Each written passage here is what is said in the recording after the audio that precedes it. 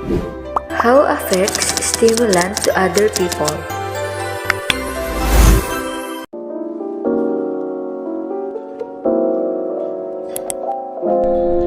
Today's clinical settings.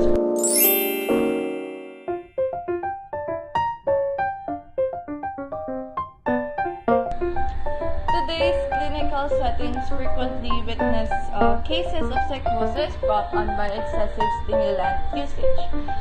This is because diagnosis of attention deficit or hyperactivity disorder, or what we call ADHD, have significantly increased in recent years. Further research is necessary due to the current inability to distinguish between users who will experience psychosis and those who won't.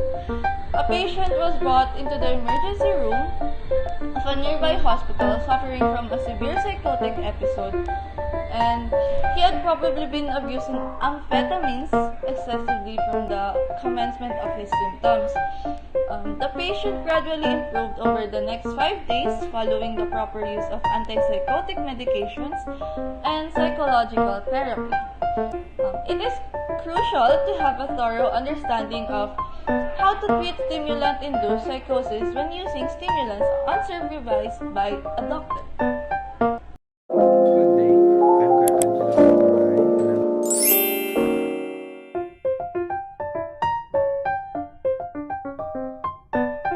Good day, I'm Carl Angelo Bibiray and I'm going to present our introduction. First, we research about Lazar Adeliano. Lazar Adeliano was born on September 1 and died at April 7. The discovery of Lazar Adeliano was amphetamine. Amphetamine was a drug which is part of stimulants. So let's go to the next slide. Stimulants are drugs that increase the body functions by increasing the speed of the activity of the central nervous system. It said that it was a drug that can help people to be productive, for us to be productive, but it's dangerous. These drugs increase the amount of dopamine in the brain, resulting in an increased heart rate, alertness, and energy. My best example for this one was a truck driver. A truck driver who had to travel for 12 hours or 18 hours a day. They need some energy, so some of the truck drivers taking stimulants for them to be more productive, so they can fight for their sleepiness. Stimulants can be beneficial treating medical conditions. It said that also stimulants can cure some diseases.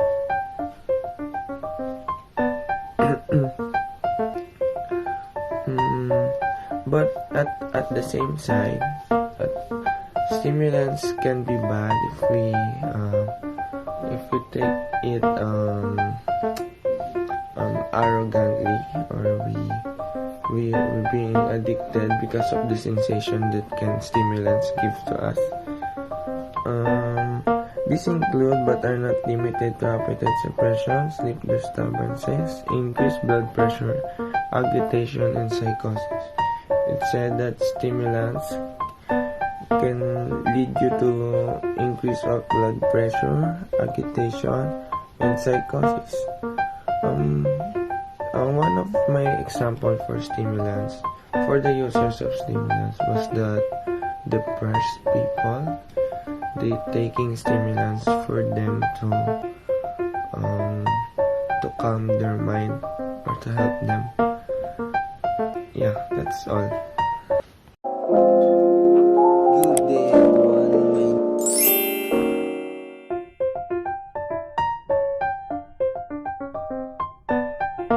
Good day, everyone. My name is Jerome Atchasukyao from Team G, Marketing Management 101. So I will be presenting case presentation. So I will be starting now. So an 18-year-old Caucasian male with no prior psychiatric hospitalization was sent to the local emergency room after his parents called 911. they were concerned that their son had become uncharacteristically irritable and paranoid. The police took him to the local emergency room for a crisis evaluation. When the patient arrived at the emergency room, he was given 1 mg of intramuscular lorazepam and 5 mg of haloperidol because he attempted to strike the nursing staff and security guards to calm him down. Following administration of medication, he tried to escape from emergency room, contending that the hospital staff was planning to kill him. At the time of this ADHD diagnosis, he was started on 30 mg of lisdexamfetamine dimesylate to be taken every morning in order to help him focus and become less stressed over the possibility of poor school performance. The provider also started him on 10 mg of dextroamphetamine sulfate tablets that he took daily in the afternoon in order to improve his concentration and ability to study. The patient claimed that he might have taken up to 3 dextroamphetamine sulfate tablets over the past 3 days because he was worried about falling asleep, unable to adequately prepare for an examination. Prior to the ADHD diagnosis, the patient had no known psychiatric or substance abuse history. The stimulant medication were discounted by the hospital upon admission to the emergency department. He started psychotherapy session and his parents visited him until his release 5 days later. On the day of discharge, there were no delusions or hallucinations reported. He was referred to the local mental health center for aftercare follow-up with a psychiatrist. After his psychotherapy session and all his medications, his parents were shocked because his son was in healthy condition and good shape after all. Methamphetamine users had a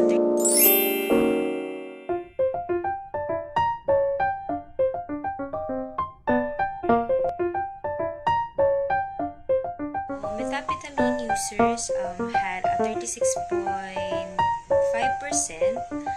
prevalence of substance-induced psychotic illnesses when the time span of evaluation is lifetime.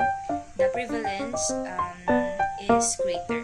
Okay, so according to studies, up to 10% or 15% of cannabis users will have psychotic symptoms.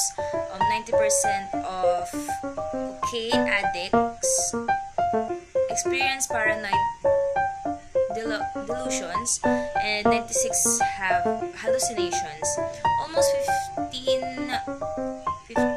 16 of amphetamine users and more than 11% of methamphetamine users experience psychotic symptoms. Aside from the potential of generating acute psychosis, frequent stimulant use, particularly amphetamines and methamphetamines, has been identified as the key risk factor for the establishment of chronic psychosis and schizophrenia. The study recommends further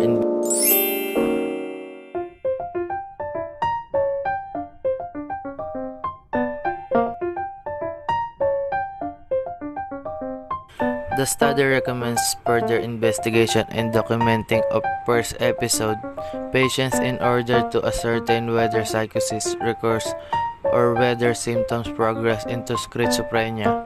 For patients to receive better care, it is crucial to comprehend how this disease develops. For the time being, it is necessary to inform and forewarn persons who are predisposed to this stimulant-induced psychosis due to a medical history, a family history of mental illness, genetics, gender, and lifestyle choices. Additionally, before prescribing stimulants to any patient, doctor must be cautious in gathering each patient's particular medical history. Addiction is a compulsive behavior. It might not be appropriate to compare someone's addictive tendencies to their morals or characters. Despite being aware of the dangers associated with the poor habits and addictions, the brain reaction of an addict alters in such a way that he continues to live with them. Detoxification is one of the several phases in a successful treatment. Behavioral therapy, medicine for opioid, tobacco, or alcohol addiction. Hi, my name is Andrea Villarreal.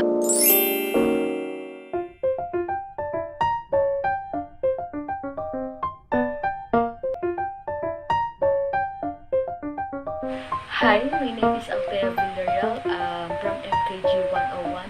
This was the notes are cases. Do not disregard or avoid professional medical advice due to content published.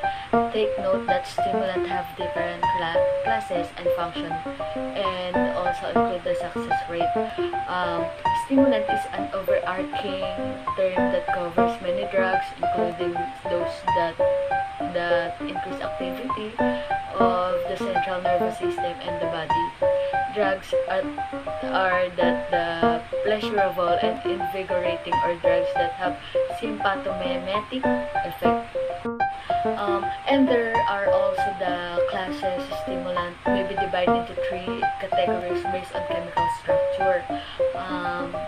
It turns out that something may work with the stimulant are sometimes referred to as upper and reverse the effect of fatigue on both mental and physical tasks. Therapeutic levels of stimulant can produce exhilaration, extended wakefulness, and loss of appetite. These effects are greatly intensified when large doses of stimulants are taken, and the last is success rate. About 80% of adolescents showed improved academic performance while taking some dose of stimulant medication.